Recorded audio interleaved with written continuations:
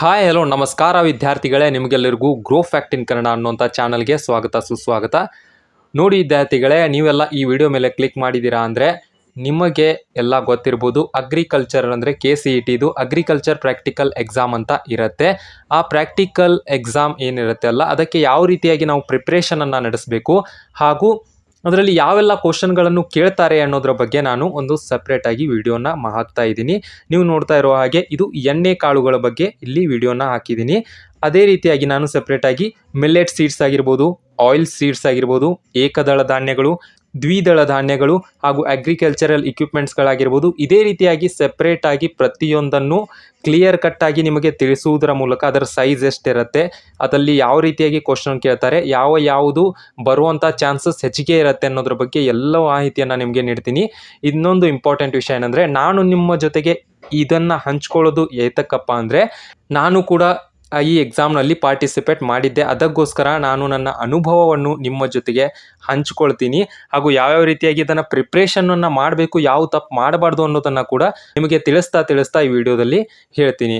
ನೋಡಿ ವಿದ್ಯಾರ್ಥಿಗಳೇ, ಮೊದಲನೇದಾಗಿ ಪಾರ್ಟ್ 1 ಅಗ್ರಿಕಲ್ಚರ್ ಪ್ರಾಕ್ಟಿಕಲ್ ಪ್ರಿಪ್ರೇಷನ್ ಅಂತ ಇದೆ. ಎಣ್ಣೆ ಕಾಳುಗಳು ಅಂದರೆ ಆಯಿಲ್ ಸೀಡ್ಸ್. ಮೊದಲನೇದಾಗಿ ಇಲ್ಲಿ ನೀವು ನೋಡ್ತಾ ಇರ್ಬೋದು ಸೂರ್ಯಕಾಂತಿ ಬೀಜ. ಇಲ್ಲಿ ನಾನು ನಿಮಗೆ ತಿಳಿಸ್ತೀನಿ ನೋಡಿ. ಸೂರ್ಯಕಾಂತಿ ಬೀಜ ಅಂದರೆ ನೀವೆಲ್ಲ ನೋಡಿರ್ಬೋದು, ಇದನ್ನು ಸನ್ಫ್ಲವರ್ ಸೀಡ್ಸ್ ಅಂತ ಕರೀತಾರೆ. ನೋಡಿ, ಎಕ್ಸಾಮ್ನಲ್ಲಿ ಕನ್ನಡದಲ್ಲಿ ಇರುತ್ತೆ ಹಾಗೂ ಇಂಗ್ಲೀಷ್ನಲ್ಲಿ ಕೂಡ ಇರುತ್ತೆ. ನೀವು ಯಾವುದು ಬೇಕಾದರೂ ಪ್ರಿಪೇರ್ ಆಗ್ಬೋದು. ಆದರೆ ಎರಡನ್ನೂ ಕೂಡ ನೀವು ನೋಡ್ಕೊಳ್ಳೋದು ಒಳ್ಳೆಯದು ಅನ್ನೋದು ನನ್ನ ದೃಷ್ಟಿಕೋನ. ಯಾಕಂದರೆ ಅಲ್ಲಿ ಕೆಲವು ಪದಗಳು ಚೇಂಜ್ ಆಗುತ್ತೆ. ಅಂದರೆ ಒಂದು ಪ್ರದೇಶದಿಂದ ಇನ್ನೊಂದು ಪ್ರದೇಶಕ್ಕೆ ಅವುಗಳನ್ನು ಕರೆಯುವಂತಹ ರೀತಿ ಬದಲಾಗುತ್ತೆ. ಅದಕ್ಕೋಸ್ಕರ ನೀವು ಇಂಗ್ಲೀಷ್ ಮತ್ತು ಕನ್ನಡ ಎರಡನ್ನು ಕೂಡ ನೋಡ್ಕೊಳ್ಳಿ. ನೋಡಿ, ಇಲ್ಲಿ ನೀವು ನೋಡ್ತಾ ಇರ್ಬೋದು ಸೂರ್ಯಕಾಂತಿ ಬೀಜ ಯಾವ ರೀತಿಯಾಗಿರುತ್ತೆ ಇಲ್ಲಿ ನೋಡ್ಕೊಳ್ಬೋದು ನೀವು. ಸೂರ್ಯಕಾಂತಿ ಬೀಜ ರೌಂಡ್ ಆಗಿ ತ್ರಿಭುಜದ ಆಕಾರದಲ್ಲಿ ಇರುತ್ತೆ. ಇಲ್ಲಿ ನೋಡಿ, ಈ ರೀತಿಯಾಗಿ ತ್ರಿಭುಜದ ಆಕಾರದಲ್ಲಿ ಇರುತ್ತೆ ಹಾಗೂ ದಿಪ್ಪ ಆಗಿರುತ್ತೆ. ಇದನ್ನ ಎಲ್ಲ ನೀವು ನೋಡಿರ್ಬೋದು. ಇದು ಈಸಿಯಾಗಿ ನಿಮಗೆ ಅಂಡರ್ಸ್ಟ್ಯಾಂಡ್ ಆಗತ್ತೆ. ನೋಡಿ, ಈಗ ನೆಕ್ಸ್ಟ್ ಆಗಿ ತೋರಿಸ್ತೀನಿ. ನೋಡಿ, ಸೂರ್ಯಕಾಂತಿ ಬೀಜ ಈ ರೀತಿಯಾಗಿ ಕೂಡ ನಿಮಗೆ ಇಡ್ತಾರೆ. ಅಂದರೆ ರೆಡ್ ಕಲರ್ನಲ್ಲಿ ಕೂಡ ಇರುತ್ತೆ. ರೆಡ್ ಕಲರ್ ಯಾಕೆ ಇದೆ ಅಂದರೆ, ಕೆಲವು ಕಡೆ ರೆಡ್ ಕಲರ್ನಲ್ಲಿಯೇ ಸೀಡ್ಸ್ಗಳು ಬರುತ್ತೆ ಹಾಗೂ ಅವುಗಳನ್ನು ಬಹಳ ದಿನಗಳ ಕಾಲ ಹಾಗೆ ಬರಬೇಕು ಅಂತ ಅವುಗಳನ್ನು ಫ್ರೆಗ್ಮೆಂಟ್ ಮಾಡಿ ಇಟ್ಟಿರ್ತಾರೆ. ಅಂದರೆ ಬಹಳ ದಿನಗಳ ಕಾಲ ಆ ಬೀಜಗಳು ಹಾಳಾಗಬಾರ್ದು ಅನ್ನೋದಕ್ಕೋಸ್ಕರ ಅವುಗಳಲ್ಲಿ ಕೆಲವು ಕೆಮಿಕಲ್ಗಳನ್ನು ಆ್ಯಡ್ ಮಾಡಿ ಇಟ್ಟಿರ್ತಾರೆ. ಅದಕ್ಕೋಸ್ಕರ ಅದು ರೆಡ್ ಆಗಿರುತ್ತೆ. ಈ ರೀತಿಯಂಥ ಬೀಜ ಬಂದರೂ ಕೂಡ ನೀವು ಸೂರ್ಯಕಾಂತಿ ಅಂತಲೇ ಗುರ್ತಾ ಹಿಡಿಬೇಕು. ಅಲ್ಲಿ ನೀವು ಇದ್ಯಾವುದಪ್ಪ ಬೀಜ ಅಂತ ಕನ್ಫ್ಯೂಸ್ ಮಾಡ್ಕೊಳ್ಬೇಡಿ. ಹಾಗೂ ನೆಕ್ಸ್ಟ್ ಆಗಿ ಇಲ್ಲಿ ನೀವು ನೋಡ್ಕೊಳ್ಬೋದು, ಇದು ಕಪ್ಪು ಎಳ್ಳು, ಸಿಸಮಮ್ ಸೀಡ್ಸ್ ಅಂತ ಇಲ್ಲಿ ಕರೀತಾರೆ. ಎಳ್ಳನ್ನು ನೀವು ನೋಡಿರ್ಬೋದು. ಇದನ್ನು ನಿಮ್ಮ ಮನೆಯಲ್ಲಿ ಕೂಡ ನಿಮ್ಮ ತಾಯಿ ಹತ್ರ ಕೇಳಿ ತಿಳ್ಕೊಳ್ಬೋದು. ಕಪ್ಪು ಎಳ್ಳು, ಇದರ ಸೈಜ್ ಎಷ್ಟಿರುತ್ತೆ, ಹೇಗಿರುತ್ತೆ ಅನ್ನೋದನ್ನು ನಿಮ್ಮ ತಾಯಿ ಹತ್ರ ಕೇಳಿ ತಿಳ್ಕೊಳ್ಳಿ.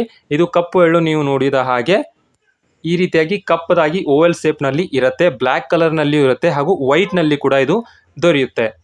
ಇಲ್ಲಿ ನೀವು ನೋಡ್ಕೊಳ್ಬೋದು, ಇದು ವೈಟ್ ಇದೆ. ಮನೆಯಲ್ಲಿ ಹೆಚ್ಚಾಗಿ ವೈಟನ್ನು ಯೂಸ್ ಮಾಡ್ತಾರೆ. ಹಾಗೂ ನೀವೆಲ್ಲಿ ಇದನ್ನೆಲ್ಲ ನೋಡಿರ್ಬೋದು, ಹೋಳಿಗೆಗಳಲ್ಲಾಗಿರ್ಬೋದು ಅಥವಾ ಸಜ್ಜಿ ರೊಟ್ಟಿ ಅಂತ ಮಾಡ್ತಾರೆ, ಆ ಎಲ್ಲದರಲ್ಲಿ ಕೂಡ ಇದನ್ನು ಬಳಸ್ತಾರೆ. ನಿಮ್ಮ ತಾಯಿಗೆ ಕೇಳಿ ಇದ್ರ ಬಗ್ಗೆ, ನಿಮ್ಮ ತಾಯಿ ಚೆನ್ನಾಗಿ ಎಕ್ಸ್ಪ್ಲೇನ್ ಮಾಡ್ತಾರೆ ಅಂತ ಹೇಳ್ತೀನಿ.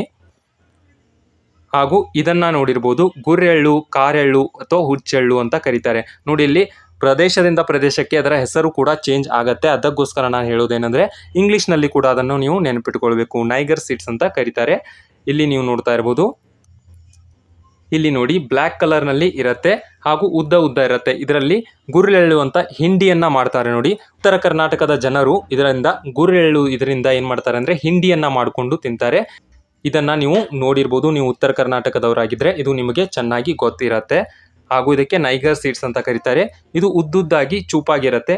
ಇದನ್ನು ಗೂಗಲ್ನಲ್ಲಿ ನೀವು ಸರ್ಚ್ ಮಾಡಿಕೊಂಡು ಕೂಡ ಅದರ ಬಗ್ಗೆ ಹೆಚ್ಚಿನ ಮಾಹಿತಿಯನ್ನು ತಿಳ್ಕೊಳ್ಬೋದು. ಹಾಗೂ ನೆಕ್ಸ್ಟ್ ಆಗಿ ಇಲ್ಲಿ ನೀವು ನೋಡ್ತಾ ಇರ್ಬೋದು ಸಾಸಿವೆ, ಮಸ್ಟರ್ಡ್ ಅಂತ ಕರೀತಾರೆ. ಸಾಸಿವೆ ಇದೆಲ್ಲ ನಿಮಗೆ ಚಿರಪರಿಚಿತ. ಯಾಕಂದರೆ ಯಾವುದೇ ಒಂದು ಅಡಿಗೆಯನ್ನು ಮಾಡೋದಕ್ಕೆ ಬೇಕಾದರೆ ಅಲ್ಲೇ ಸಾಸಿವೆ ಬೇಕೇ ಆಗತ್ತೆ. ಅದನ್ನು ಕೂಡ ಇಲ್ಲಿ ನೀವು ನೋಡ್ಕೊಳ್ಬೋದು. ಅದರ ಸೈಜ್ ಎಷ್ಟಿರುತ್ತೆ ಅನ್ನೋದನ್ನು ಕೂಡ ನಾನು ಇಲ್ಲಿ ತಿಳಿಸಿದ್ದೀನಿ. ನಿಮ್ಮ ಮನೆಯಲ್ಲೂ ಇರುತ್ತೆ, ಅದನ್ನು ಕೂಡ ನೀವು ಚೆಕ್ ಮಾಡ್ಕೊಳ್ಬೋದು. ಒಂದು ಕಾಳನ್ನು ಹಿಡಿದಾಗ ಅದು ಇಷ್ಟು ಚಿಕ್ಕದಾಗಿ ಇರುತ್ತೆ ಹಾಗೂ ಅದರಲ್ಲಿಯೂ ಕೂಡ ಬ್ಲ್ಯಾಕ್ ಕಲರ್ನಲ್ಲಿ ಇರುತ್ತೆ.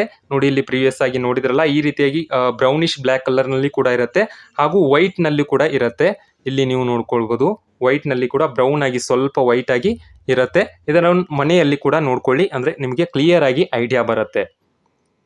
ನಂತರ ಇಲ್ಲಿ ನೀವು ನೋಡ್ಕೊಳ್ಬೋದು ಕುಸುಬೆ ಅಂತ, ಸ್ಯಾಫ್ಲವರ್ ಸೀಡ್ಸ್ ಅಂತ ಕರೀತಾರೆ. ಇಲ್ಲಿ ನೀವು ನೋಡ್ಕೊಳ್ಬೋದು ಏನಂದರೆ ಸ್ಯಾಫ್ಲವರ್ ಸೀಡ್ಸ್ ಯಾವ ರೀತಿಯಾಗಿರುತ್ತೆ ಅಂದರೆ ಒಂದು ಹಲಸಿನ ಕಾಯಿಯ ಬೀಜ ಇರುತ್ತೆ ಅಲ್ಲ, ಆ ರೀತಿಯಾಗಿ ಇರುತ್ತೆ. ಇಲ್ಲಿ ನೀವು ನೋಡ್ಕೊಳ್ಬೋದು, ಇಲ್ಲಿ ಸ್ವಲ್ಪ ದಿಪ್ಪವಾಗಿರುತ್ತೆ, ನಂತರ ಇಲ್ಲಿ ಚೂಪಾಗಿ ಬಂದು ಈ ರೀತಿಯಾಗಿ ಇರುತ್ತೆ, ಇಲ್ಲಿ ವೈಟ್ ಕಲರ್ ಆಗಿ ಇರುತ್ತೆ. ಇದರ ಸೈಜನ್ನು ಯಾವ ರೀತಿಯಾಗಿ ನಾವು ಗುರ್ತಾ ಹಿಡಿಬೇಕಂದ್ರೆ ನೋಡಿ, ಇಲ್ಲಿ ಮುಂದೆ ತೋರಿಸ್ತೀನಿ. ಇಲ್ಲಿ ನೋಡಿ ಸೈಜ್ ಕೈಯಲ್ಲಿ ಹಿಡಿದುಕೊಂಡಾಗ ಇಷ್ಟು ಅದು ಕಾಣುತ್ತೆ.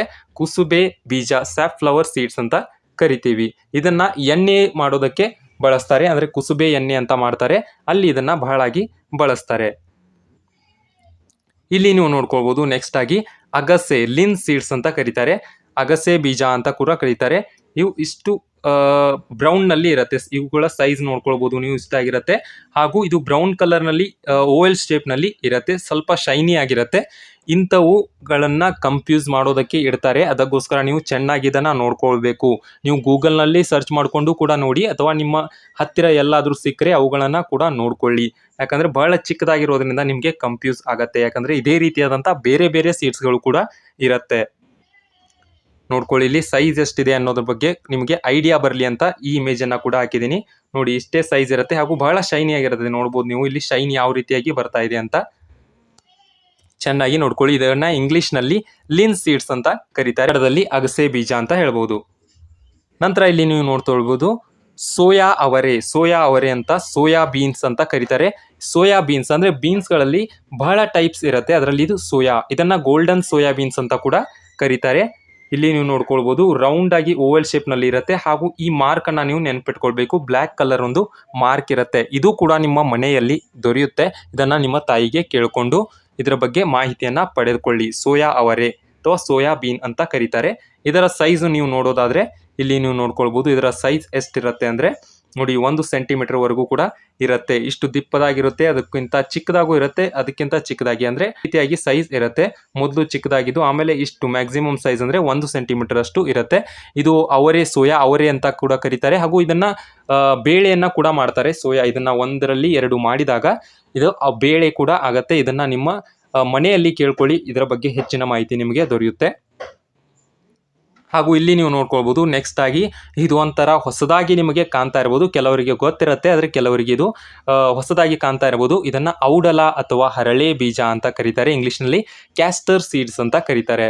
ಇಲ್ಲಿ ನೀವು ನೋಡ್ಕೊಳ್ಬೋದು ಕ್ಯಾಸ್ಟರ್ ಸೀಡ್ಸ್ ಈ ರೀತಿಯಾಗಿ ರೌಂಡ್ ಆಗಿದ್ದು ಮುಂದ್ಗಡೆ ಚೂಪಾಗಿ ಈ ರೀತಿಯಾಗಿರುತ್ತೆ. ಹಾಗೂ ಇದರ ಡಿಸೈನ್ ಇದೇ ರೀತಿಯಾಗಿರುತ್ತೆ, ಅಂದ್ರೆ ಬ್ಲ್ಯಾಕ್ ನಲ್ಲಿ ಶೇಡ್ ಮಾಡಿದ ಹಾಗೆ ಇರುತ್ತೆ.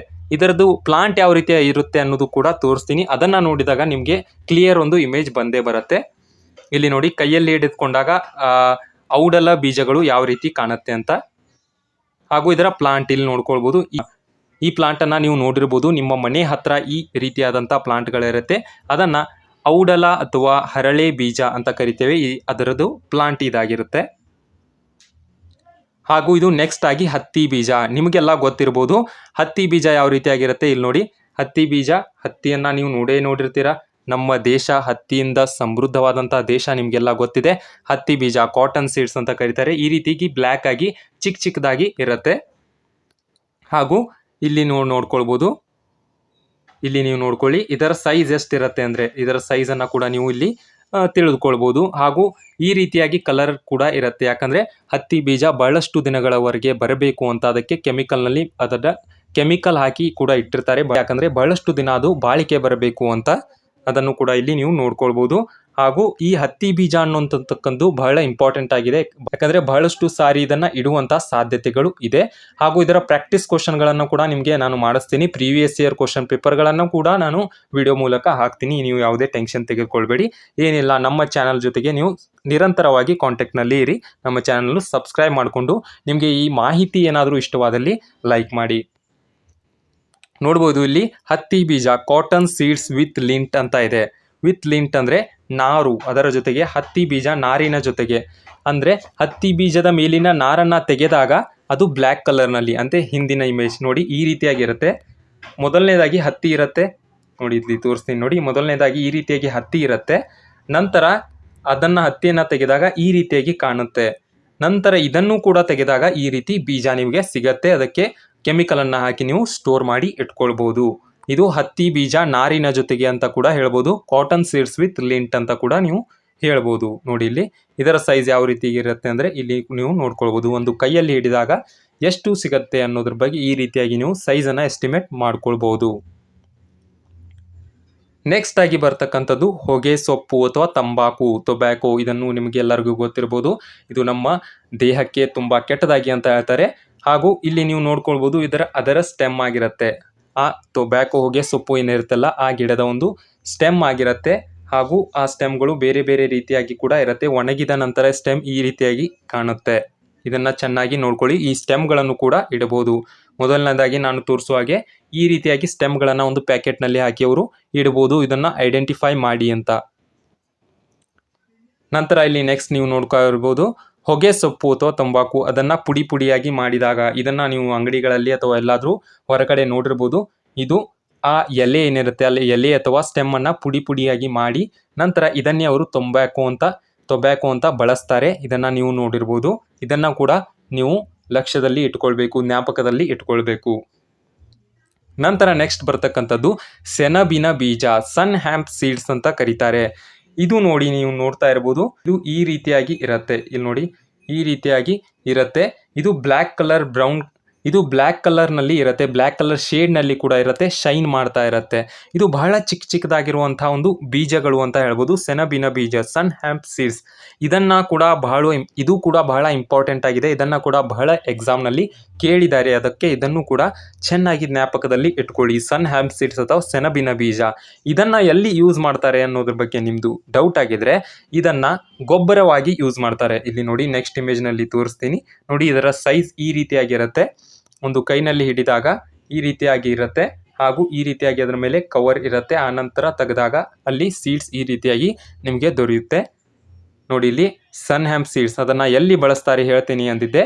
ಇಲ್ಲಿ ನೋಡಿ ಈ ರೀತಿಯಾಗಿ ಇದು ಒಂದು ಹುಲ್ಲು ಅಂತ ಹೇಳ್ಬೋದು, ಗಿಡ ಅಂತ ನೀವು ಹೇಳ್ಬೋದು. ಸೆಣಬಿನ ಬೀಜ ಈ ರೀತಿಯಾಗಿ ಒಂದು ನಿಮ್ಮ ಹೊಲಗಳಲ್ಲಿ ಅವರಿಗೆ ಗೊಬ್ಬರದ ಅವಶ್ಯಕತೆ ಇದ್ದಾಗ ಈ ಸನ್ ಹ್ಯಾಂಪ್ ಸೀಡ್ಸನ್ನು ಹಾಕ್ತಾರೆ. ಇದನ್ನು ಹಾಕಿ ನಂತರ ಏನು ಗಿಡ ಬೆಳೆಯುತ್ತಲ್ಲ, ಬೆಳೆದ ತಕ್ಷಣ ಅದೇ ಹೊಲದಲ್ಲಿ ಅವುಗಳನ್ನು ಕಟ್ ಮಾಡಿ ಅಲ್ಲೇ ಅವುಗಳನ್ನು ಉಳ್ತಾರೆ. ಅಲ್ಲೇ ನೇಗಿಲು ಹೊಡೆದು ಅಲ್ಲೇ ಉಳಿ ಬಿಡ್ತಾರೆ.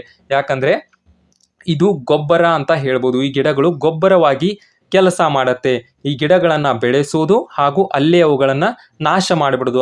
ಅದೇ ಹೊಲದಲ್ಲಿ ಅವುಗಳನ್ನು ನಾಶ ಮಾಡಿಬಿಟ್ರೆ ಅದು ಮಣ್ಣಿನ ಜೊತೆಗೆ ಬೆರೆತು ಗೊಬ್ಬರವಾಗಿ ಹೆಲ್ಪ್ ಆಗುತ್ತೆ ಅಂತೂ ಕೂಡ ಇಲ್ಲಿ ಹೇಳ್ಬೋದು. ನೋಡಿ ಇದು ಲಾಸ್ಟ್ ಆಗಿದೆ. ನೋಡಿರ್ಬೋದು. ನೀವು ಇನ್ನೊಮ್ಮೆ ಕೂಡ ರಿಪೀಟ್ ಮಾಡಿ ನೋಡ್ಕೊಳ್ಳಿ ಅಥವಾ ಈ ವಿಡಿಯೋವನ್ನು ಕೂಡ ಡೌನ್ಲೋಡ್ ಮಾಡಿಕೊಂಡು ಕೂಡ ನೀವು ನೋಡ್ಕೊಳ್ಬೋದು. ನನ್ನ ಉದ್ದೇಶ ಏನಂದರೆ ಪ್ರಾಕ್ಟಿಕಲ್ ಎಕ್ಸಾಮ್ನಲ್ಲಿ ಎಲ್ಲ ವಿದ್ಯಾರ್ಥಿಗಳು ಒಳ್ಳೆಯ ಅಂಕಗಳನ್ನು ತೆಗೆದುಕೊಂಡು ಅವರಿಗೆ ಬೇಕಾದಂಥ ಕಾಲೇಜಿನಲ್ಲಿ ಅವರು ಅಡ್ಮಿಷನ್ ಮಾಡ್ಕೊಳ್ಬೇಕು ಅನ್ನುವಂಥದ್ದಷ್ಟೇ. ನಿಮಗೆ ಮತ್ಯಾವುದಾದ್ರೂ ಡೌಟ್ಸ್ ಇದ್ದಲ್ಲಿ ಅದನ್ನು ಕಮೆಂಟ್ ಬಾಕ್ಸ್ನಲ್ಲಿ ತಿಳಿಸಿ. ನನಗೆ ಆದಷ್ಟು ಅದಕ್ಕೆ ನಾನು ರಿಪ್ಲೈನ ಕೊಡ್ತೀನಿ. ಹಾಗೂ ಈ ಮಾಹಿತಿ ನಾನು ಏನಿದನ್ನು ಶೇರ್ ಮಾಡ್ತಾ ಇದ್ದೀನಿ, ಈ ಮಾಹಿತಿ ನಿಮಗೆ ಇಷ್ಟವಾದಲ್ಲಿ ಅದನ್ನು ಕೂಡ ನೀವು ಕಮೆಂಟ್ ಬಾಕ್ಸ್ನಲ್ಲಿ ಹಂಚಿಕೊಳ್ಳಿ. ಇದೇ ರೀತಿಯಾಗಿ ನಾನು ಮುಂದುವರಿಸ್ತೀನಿ. ಕೊನೆಯವರೆಗೂ ನಮ್ಮ ವಿಡಿಯೋನ ನೋಡೋದಕ್ಕೆ ಧನ್ಯವಾದಗಳು ವಿದ್ಯಾರ್ಥಿಗಳೇ.